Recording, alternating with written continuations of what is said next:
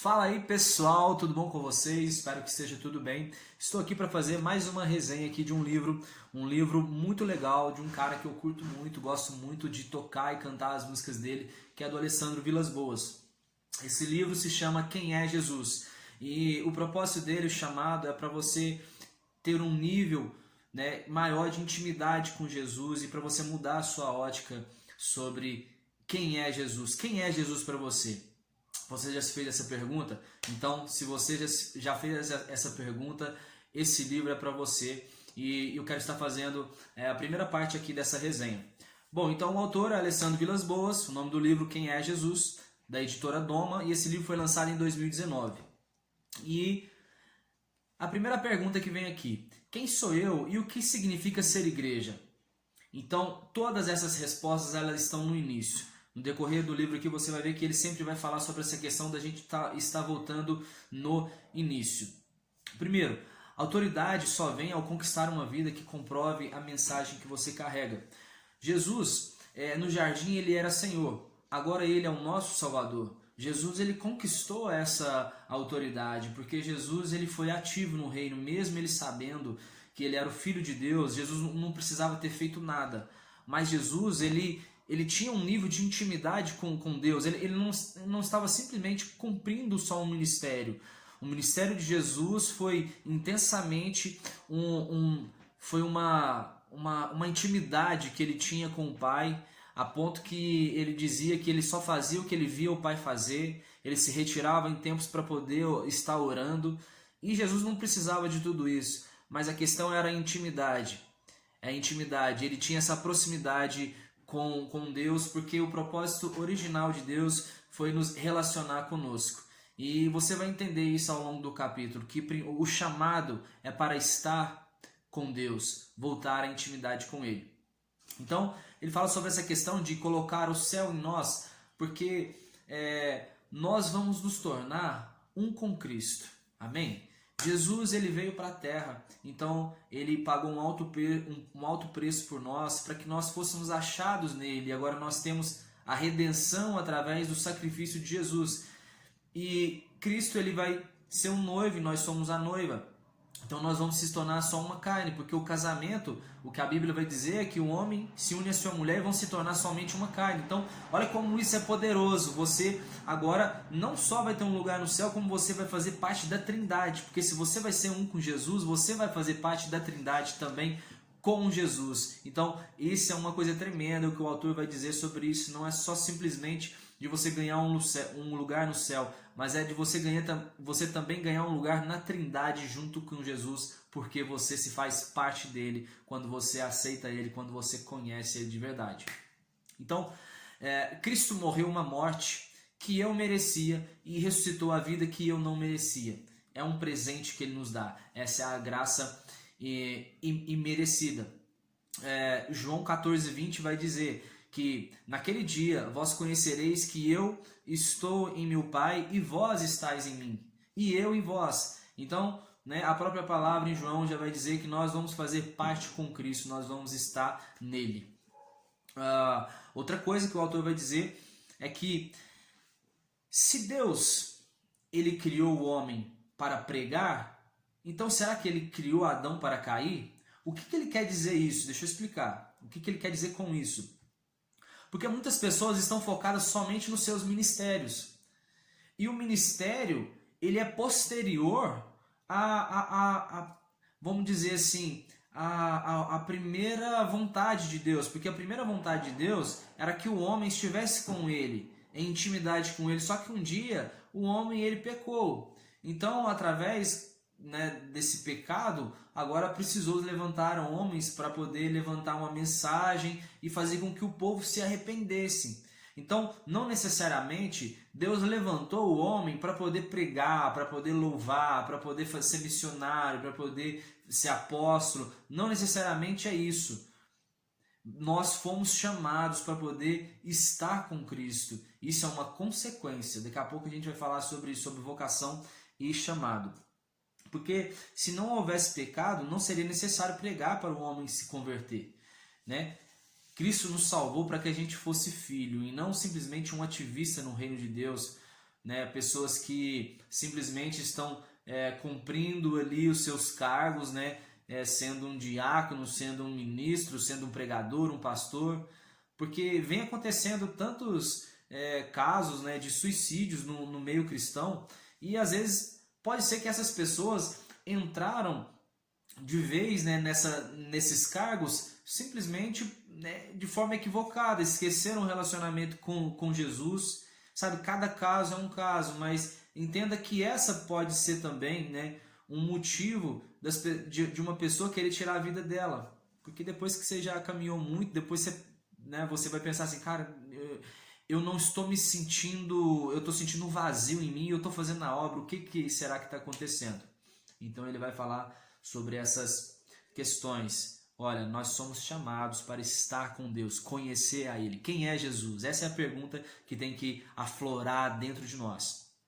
Outra coisa que ele vai dizer que é sobre a lei da primeira menção. E o que significa a lei da primeira menção? Quando você quiser pegar um significado de algo dentro da Bíblia, você vai nela e você vai ver quando a primeira vez que essa palavra foi mencionada. Como, por exemplo, você quer entender sobre adoração? Então você vai na Bíblia e vai procurar saber quando é que foi mencionada a primeira vez a palavra adoração. E está aqui.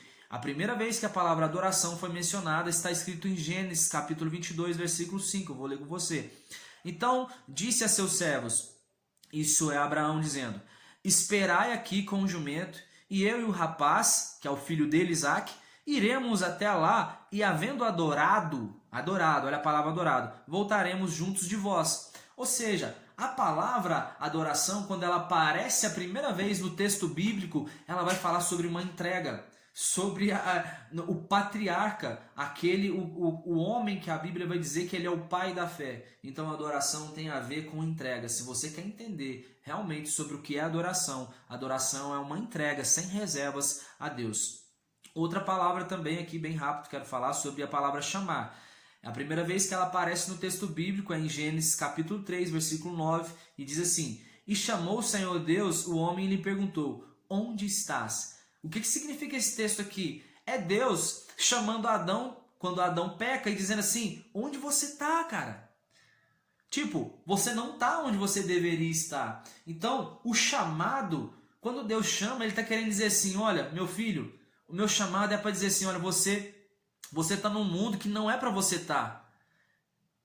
Eu sei aonde é o seu lugar, por isso eu estou te chamando, o seu lugar é junto, é junto de mim.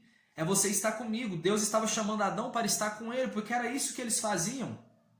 Antes do pecado, o que Adão fazia era estar caminhando com Deus. Então, o nosso chamado é para estar com Deus, para caminhar com Ele e não necessariamente exercer um cargo ou um ministério. Então, ele vai falar, não adianta ter uma função no corpo de Cristo sem ter uma base. Quando erguemos a comunidade com base naquilo que fazemos e não no que conhecemos do Pai, é inevitável ter como resultado uma igreja fraca e cheia de facções e competições, porque se agora o importante é eu ter um cargo, então eu vou fazer de tudo para ter esse cargo. Eu não preciso ter intimidade com Jesus, eu vou passar por cima de quem é que seja para que eu possa me tornar alguém dentro do corpo de Cristo. Alguém com função dentro do corpo de Cristo e não necessariamente alguém que tenha intimidade no secreto com Cristo. Sabe, o que o autor vai dizer aqui não é nada contra ter os ministérios não, sabe? O que eu entendo que ele está querendo dizer é que primeiro o que vem é a intimidade e os cargos são consequência.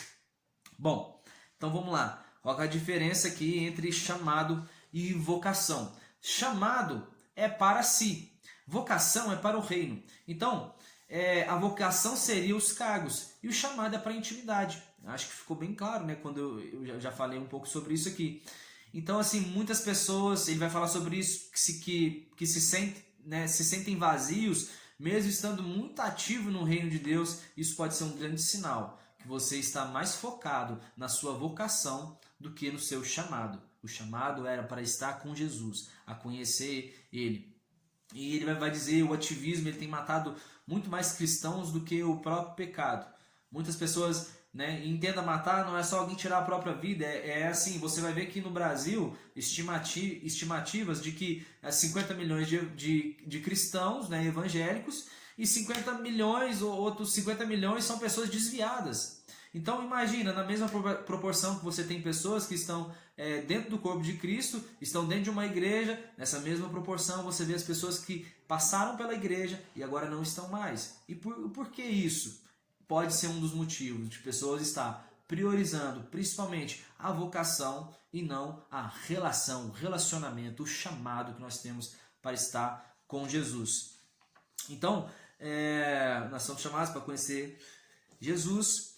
E outra coisa que ele vai dizer aqui é que nós morremos sim, sem ver a promessa de Deus se cumprir em nossas vidas. Claro que quando eu falo isso, você já lembra logo daquela música: não morrerei enquanto a promessa não se cumprir. Quem tem promessa de Deus não morre não.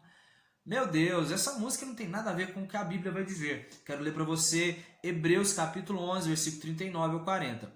Ora, todos esses que obtiveram bom testemunho por sua fé, não obtiveram, contudo, a concretização da promessa por haver Deus provido coisa superior a vosso respeito para que eles, sem nós, não fossem aperfeiçoados. Já vou falar mais sobre esses aperfeiçoados.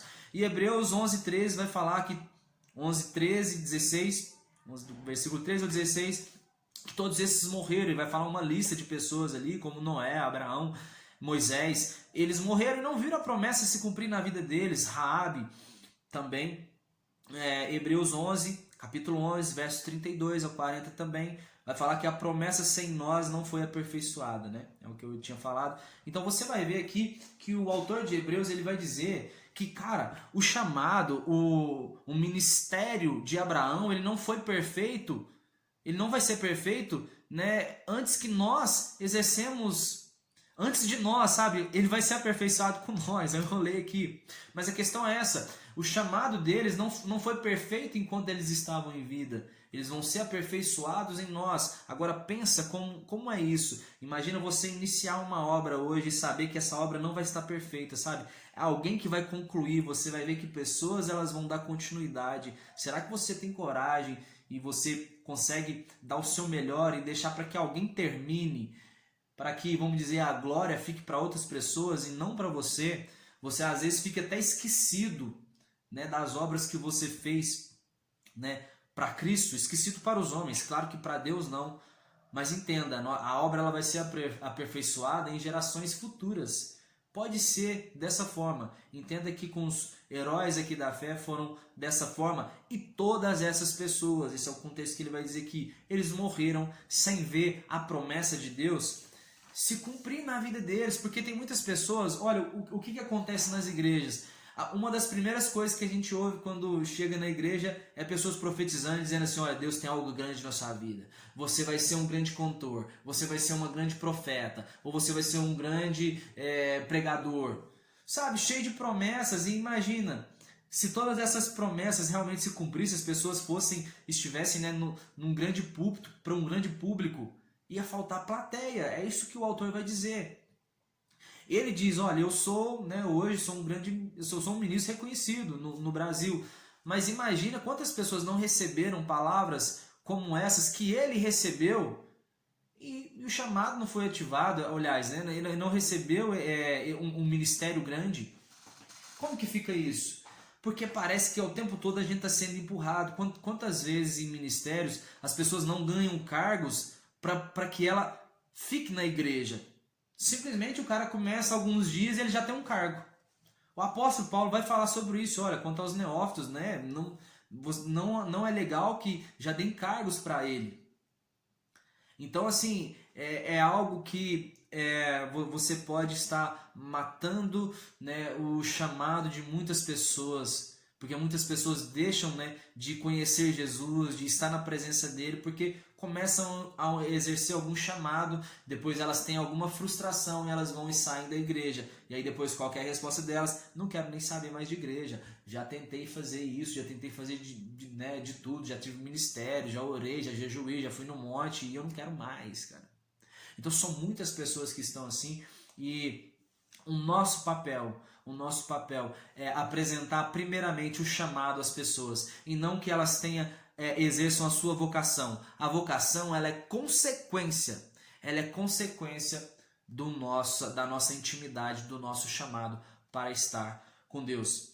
Se o motivo, finalizando já, se o motivo da sua felicidade estiver conectado aos resultados da sua vocação, é claro que você está vulnerável à frustração. Né? Não podemos gerar uma igreja sem fome de Deus. Pessoas elas têm que queimar pelo seu chamado e não pela sua vocação. E sabe, outra coisa que ele vai dizer também que eu fiquei assim bastante, eu refleti bastante, porque as igrejas às vezes elas oram muito mais para poder vencer o diabo do que para poder ter intimidade com Deus. E isso é um fato, sabe? Ao tempo que eu sou cristão, nesse tempo, né, em que eu sou cristão, eu já vi que muitas pessoas, quando vê alguma pessoa que está endemoniada ou vai falar de demônios, expulsar capeta, o que acontece? Todo mundo morre de medo. Mas eu fico curioso, eu penso, gente, o que é isso? Será que a intimidade que vocês têm com Deus agora, né, não mostra para vocês quão grandioso é o Deus que vocês servem? Que Satanás ele não tem poder nenhum contra aquele que é do Senhor. Então assim, isso seria normal quando a gente é do mundo. Agora quando a gente é de Cristo, não. Quando a gente é de Cristo, a gente não teme isso porque a gente tem intimidade. A gente sabe do nosso chamado foi para estar com Ele. Agora você sabe, cara, o diabo não tem poder sobre a minha vida. Então, né, às vezes, o que eu entendo que ele quis dizer sobre isso é que as igrejas estão orando para vencer o diabo, né? E muitos ainda ficam com medo do diabo e tal. Mas a questão é essa. Você vê pessoas que têm medo, né? Tem medo do diabo e acabam, né, não buscando a intimidade com Deus. E aí não conhecem o Deus que serve e é natural elas ficarem com medo. Bom, aqui eu finalizo essa primeira parte aqui dessa resenha. Assim que possível, já quero postar aqui a segunda parte com vocês. Espero que vocês tenham aprendido um pouco mais sobre esse livro e em nome de Jesus, que Deus possa te abençoar, que desperte em você esse desejo de estar lendo, estar procurando, né, ter mais intimidade com o Senhor, em nome de Jesus. E é isso aí, finaliza essa resenha. Valeu, obrigado, fiquem com Deus e abraço, até lá.